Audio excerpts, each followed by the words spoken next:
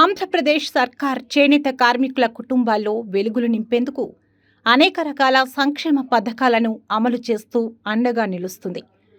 చేనేత కార్మికుల అభివృద్ధి లక్ష్యంగా ముందుకు సాగుతున్న చంద్రబాబు సర్కార్ వచ్చే నెల నుండి చేనేత కార్మికులకు ఉచితంగా కరెంటు అందించనుంది.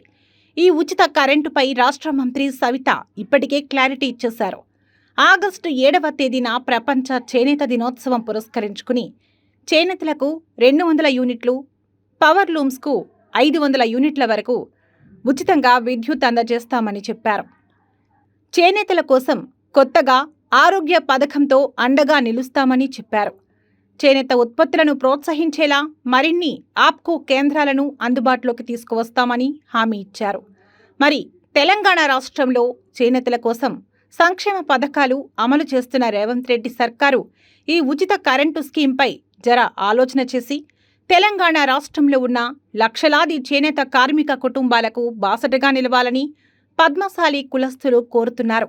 మరి పొరుగు రాష్ట్రంలో అమలవుతున్న సంక్షేమ పథకాలు మన రాష్ట్ర సర్కారు కూడా ఆలోచన చేసి చేనేతల కోసం అమలు చేయాలి. మరి మన కోసం మన TV,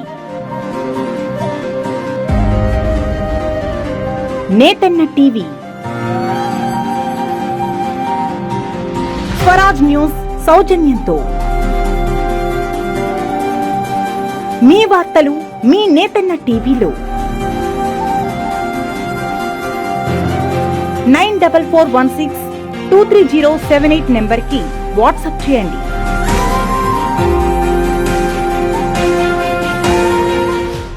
IIT NEET ర్యాంకుల్లోనూ Nageswararao tuitions ప్రభంజనం. ఇది అది అని కాదు, ఏ పోటీ పరీక్షలైనా నాగేశ్వరరావు ట్యూషన్స్ సొంతం. 2020-26 విద్యా సంవత్సరంలో నాగేశ్వరరావు ట్యూషన్స్ హంటర్ రోడ్డు విద్యార్థులు జాతీయ స్థాయి ఐఐటి నీట్ ఎంట్రన్స్లలో జాతీయ స్థాయి ర్యాంకులు సాధించారు. All India open category IIT advance లో 74వ ర్యాంక్, అలానే నీట్ లో ఆల్ ఇండియా 3వ ర్యాంక్ సాధించారు. ఈ విద్యా సంవత్సరం జాతీయ స్థాయిలో బాంబే, ఢిల్లీ, హైదరాబాద్, ఐఐటి గాంధీనగర్ లో సీట్లు సాధించారు. అలాగే నాగపూర్ లో కూడా సీట్లు సాధించారు.